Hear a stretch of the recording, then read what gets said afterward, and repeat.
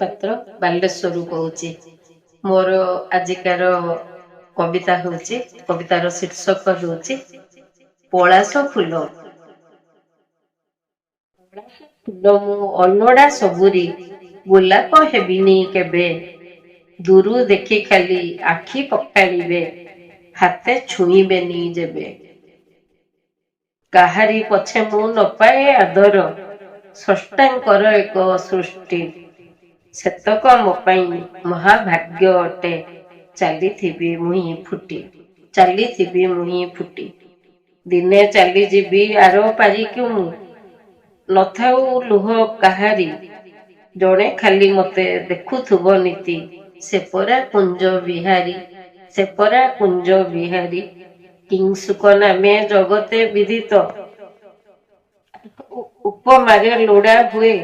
କବି ଖୋଜେ ମତେ, ଲେଖନୀ ମୁନରେ, ତୁଳନାରେ ରୂପ ଦିଏ, ତୁଳନାରେ ରୂପ ଦିଏ। ଧନ୍ୟବାଦ।